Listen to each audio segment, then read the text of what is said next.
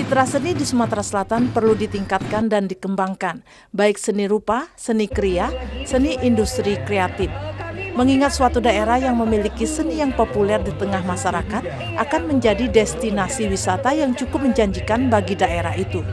Kepala Dinas Pendidikan Sumsel Widodo mengungkapkan, SMK Negeri 7 Palembang merupakan satu-satunya sekolah seni di Sumatera Selatan yang dapat mengajarkan kepada siswa tentang kearifan lokal dan seni budaya Sumsel dengan keanekaragaman budaya. Selain SMK Negeri 7 menjadi payung hukum dukungan pemerintah terhadap seni di Sumsel. Di Sumsel ada sekolah seni seperti SMK 7 ini, itu menjadi payung hukum dukungan pemerintah terhadap keberadaan seni di Sumatera Selatan. Yang kita belum punya adalah panggung atau medium yang memungkinkan anak-anak ini bisa tampil secara berkala. Nah, itu yang belum. Mudah-mudahan setelah ini kita akan koordinasikan nanti dengan Dinas Pariwisata.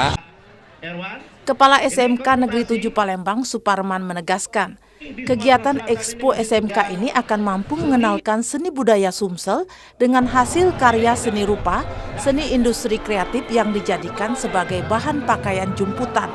Selain mengedukasi anak-anak SD dan SMP agar tumbuh seni dalam dirinya. Dengan adanya Expo ini, masyarakat akan tahu bahwasanya seni dan industri kreatif itu masih dapat bertumbuh kembang.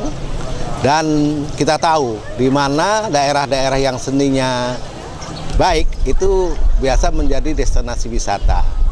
Jadi kita mengharapkan Sumatera Selatan ini akan berkembang industri kreatif dengan harapan pariwisatanya juga akan berkembang.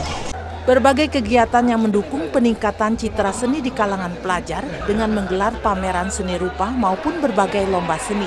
Tim Liputan TVRI Sumatera Selatan melaporkan.